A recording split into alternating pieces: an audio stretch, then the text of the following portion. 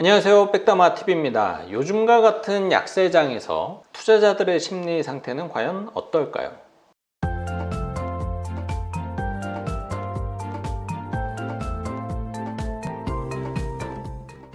사실 어떻겠습니까? 우울하고 짜증나고 화나고 그럴 텐데, 이뿐만 아니라 굉장히 좀 공통적으로 나타나는 증상도 있습니다. 뭐냐면은 일단 부정적인 전망은 굉장히 선명하게 들리고 또 정확하게 또 이해가 돼요. 그로 인해서 공포감이 굉장히 커지게 됩니다. 반면에 긍정적인 희망은 굉장히 희미하게 들리고 또 이해하기도 또 어렵고, 그저 이게 그냥 희망회로 굴리는 거 아닌가, 그 정도로 치부하게 되죠. 실제로 지금 시장에 쏟아져 내린 이 약재들을 좀 하나하나 살펴보도록 하겠습니다. 일단 러시아 전쟁, 예상하기 정말 어려운 이슈였고 생각보다 훨씬 길게 이어지고 있습니다.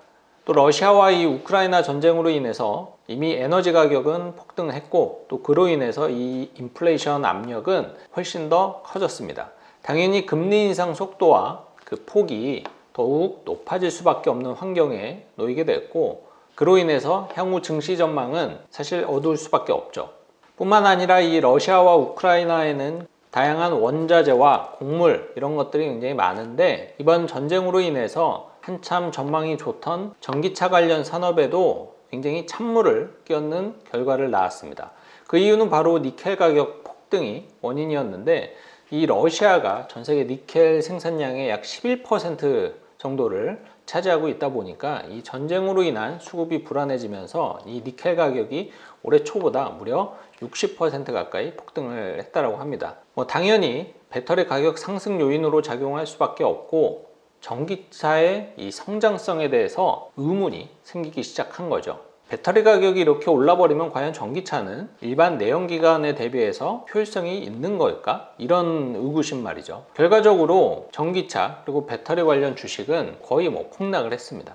이제는 또 팜유마저 좀 들썩이는 그런 상황이기도 하고, 그로 인해서 실제로 우리가 피부로 느낄 수 있는 이 생활물가도 굉장히 좀 들썩이지 않을까 걱정이 되는 그런 상황에 놓여 있습니다. 여기에 더불어 만약에 진짜 러시아가 이 디폴트로 이어지게 되면은 또 그로 인해서 이 전 세계 금융권은 또 무사할 수 있을 것인지, 그리고 그 정도로 코너에 몰리면 러시아는 지금보다 훨씬 더 무서운 행동 결정을 하게 되는 것은 아닌가라는 공포감이 또 커질 수밖에 없는 상황이기도 하죠.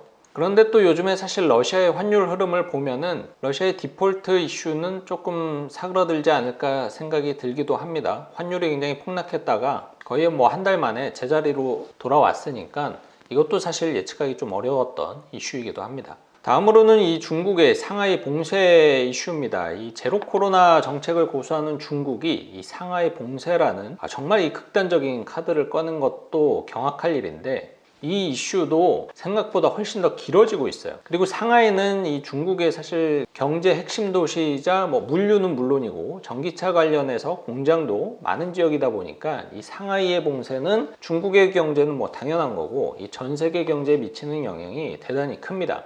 또다시 물류 대란이 우려될 수 있는 상황이기도 하고, 이 물류 대란은 사실 곧바로 이 공급 부족이라든지 또 가격 상승을 유도하기 때문에 가뜩이나 인플레이션 압력이 큰 전 세계 경제에 추가적으로 뇌관이 되지 않을까, 그런 우려를 낳고 있죠. 또한 중국에서 이런 대도시의 봉쇄가 다른 도시에 추가적으로 발생이 될 수 있다는 우려는 투자 심리를 급격히 냉각시킬 수밖에 없는데, 실제로 최근에는 베이징마저 봉쇄가 되는 거 아닌가, 그런 우려 때문에 주가가 굉장히 많이 빠지기도 했죠.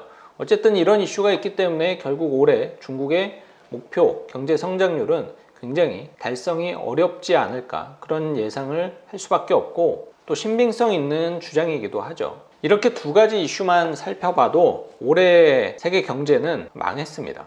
그리고 객관적으로 이렇게 쭉 이슈를 살펴봐도 이게 과연 좋아질 수 있을까? 나빠지는 게 너무 당연한데? 이런 느낌을 받을 수밖에 없죠.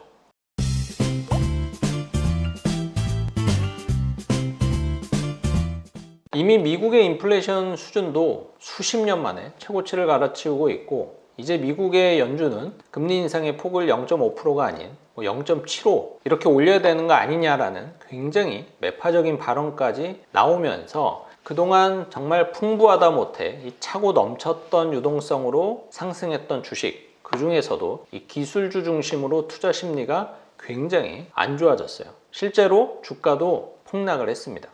또한 금리 상승이라는 게 가뜩이나 높은 이 부채 비율 속에서 개개인의 가처분 소득을 낮아지게 만들죠. 그로 인해서 소비력을 감소시키고 또 물가 상승으로 인한 수요 감소까지 만약에 맞물린다라면은 향후 경제가 결국에는 경기 침체로 이어질 확률이 매우 커지고 있는 상황인 것은 너무도 분명한 상태인 것처럼 보입니다.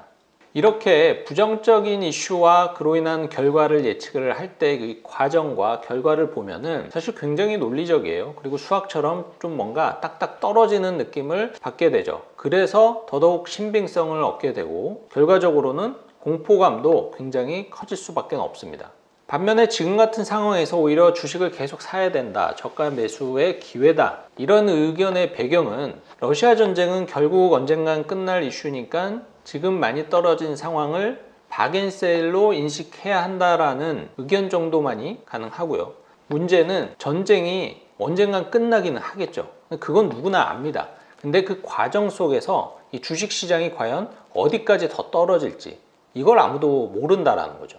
결국 큰 세일인 줄 알고 샀는데 나중에 알고 보니까 재고털이가 한 번 더 남았다. 그 정도로 하락폭이 커지면은 그때는 어떡하냐. 그때 되면 이미 저가 매수를 위해서 돈도 다 썼을 텐데 이런 공포감이 더 크기 때문에 앞으로 전쟁은 끝날 거니까 지금 사야 된다. 이런 긍정적인 반론이 굉장히 설득력이 떨어질 수밖에 없습니다. 상하이 봉쇄도 마찬가지죠. 결국 뭐 봉쇄라는 게 언젠간 풀리겠죠. 그건 누구나 압니다. 언젠가는 정상화가 된다는 것은 누구나 알아요. 하지만 이 이슈 역시도 그 언젠간까지 갈 때 그 과정에서 과연 내가 갖고 있는 주식은 얼마나 더 하락을 할 것인가 야라는 거죠. 이렇게 보면은 이 부정적인 전망은 굉장히 논리적이고요. 하지만 긍정적인 전망은 굉장히 막연합니다. 그러니까 이 지금과 같은 약세장에서는 긍정적인 전망에 대한 신뢰도가 사실 낮을 수밖에 없어요. 아무리 들어도 설득력이 그렇게 높지 않거든요. 하지만 저 역시도 사실 좀 다소 막연한 이야기로 지금 이 기회를 놓치면 안 된다라는 정도의 이야기를 많이 하기는 합니다. 러시아, 중국 이슈 시간이 지나면 언젠간 소멸할 테고 그럼 다시 정상으로 돌아올 수밖에 없을 거니까요. 인플레이션 이슈도 사실 좀 긍정적으로 해석을 해보면 디플레이션보다는 낫고 코로나 시대에서 일상이 지금보다 조금 더 회복이 된다라면은 그동안의 이슈였던 물류대란과 이 공급대란 이슈가 조금 사그라들면서 지금처럼 높은 수준의 인플레이션 압력은 조금 상쇄가 되지 않을까, 그런 긍정적인 해석을 내놓을 수가 있겠고요.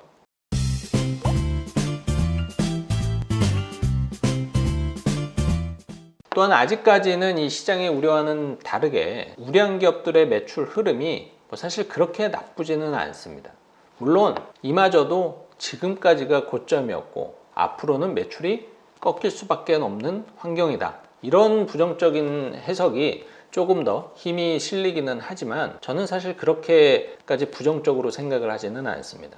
아직까지는 인플레이션으로 인한 수요 감소가 극단적으로 높지는 않은 상황이기도 하고, 또 인플레이션이라는 게 결국에는 수요를 아주 크게 훼손시키지만 않는다면 적어도 이 장부상의 매출 상승이라는 결과를 낳을 수밖에 없기 때문에 최소한 아직은 이 인플레이션 때문에 무조건 1년, 2년 뒤에 침체로 간다.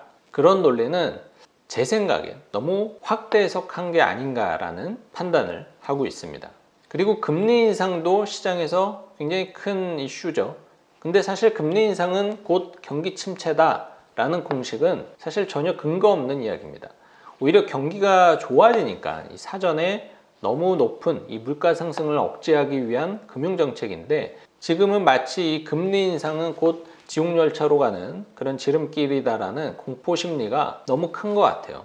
투자자들의 이 금리 인상으로 인한 우려는 사실 충분히 이해는 되지만 다 죽어버려라 이런 식의 말도 안 되는 수준의 금리 인상은 저는 불가능하리라고 보기 때문에 금리 인상 기조가 당분간 지속될 테니 주식시장은 지속적으로 나빠질 것이다 라는 예상은 전혀 옳지 않다라고 봅니다. 자, 그리고 여러분 2020년 3월을 한번 기억을 더듬어 보시죠. 그때 뭐 정말 엄청난 공포였습니다. 주가는 폭락을 거듭을 했고, 코스피 지수 기준으로 2000에서 2200 정도의 박스권을 유지를 했었는데 불과 몇 주 만에 1400포인트까지 폭락을 했습니다. 정말 극한의 공포를 보여주었죠.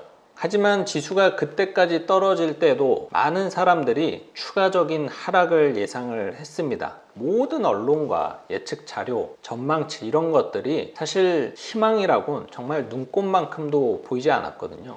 실제로 그래서 여기보다 더 떨어지면 더 사야지 이런 생각을 갖고 있는 투자자들도 굉장히 많았고, 사실 저 역시도 그랬습니다. 하지만 어땠죠? 결과는 정말 불과 2-3개월 만에 지수는 다시 원상복구가 되었습니다. 그리고 저를 비롯하여 정말 많은 사람들이 이런 생각을 했을 겁니다. 역시 주식은 공포에 샀었어야 했는데 거봐, 결국 시장은 회복이 되잖아. 그리고 이때 주식에 전 재산을 투입하지 못한 나 자신을 원망했겠죠. 저는 좀 원망을 했어요. 그냥 좀 욕심부리지 말고 1500, 1600 이때 좀 많이 사놓을 걸. 그 조금 더 떨어질 때까지 기다려보겠다고. 그래서 그 타이밍을 놓친 것을 아직까지도 좀 두고두고 후회를 하고는 있습니다. 그때 원칙을 지키지 못한 것을 말이죠.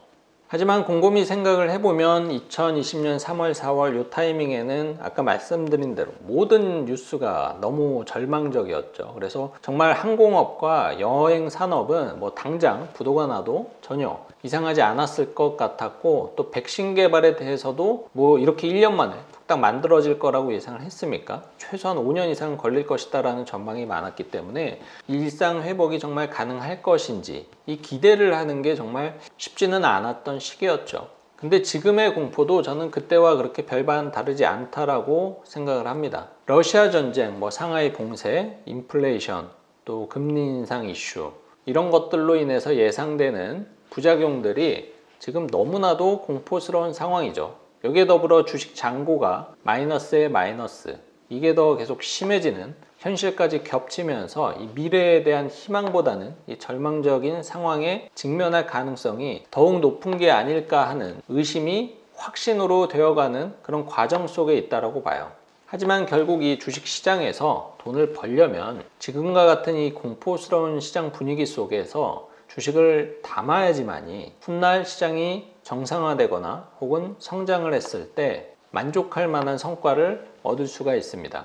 혹여 좀 더 기다렸다가 내가 바닥을 확인하고 그때 좀 더 적극적으로 매수를 하겠다? 이런 생각을 하시는 분들도 많겠죠. 근데 그걸 맞출 수 있었다라면은 사실 지금 왜 주식시장에 내 돈이 들어가 있는지 한번 곰곰이 생각을 해볼 필요가 있어요. 저점도 맞출 수 있었다라면은 고점도 맞췄어야 됐을 거고, 그렇다라면 지금 현금 자산이 굉장히 풍부해야 되거든요. 하지만 그걸 맞춘 투자자들은 아마 별로 없겠죠.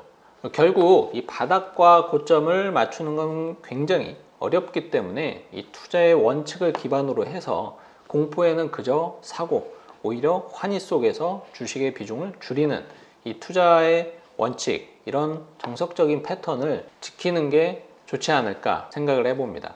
그래서 저는 나름 주가가 고점일 때 현금화한 돈을 최근 들어서 지속적으로 물타기를 할 때 활용을 하고 있는데 총알이 얼마 안 남았습니다. 여기서 만약에 더 떨어진다? 그럼 뭐 그냥 존버해야죠 뭐. 자, 오늘 영상은 여기서 마무리하도록 하겠습니다. 오늘 내용 도움 되셨다면 좋아요와 구독 눌러주세요.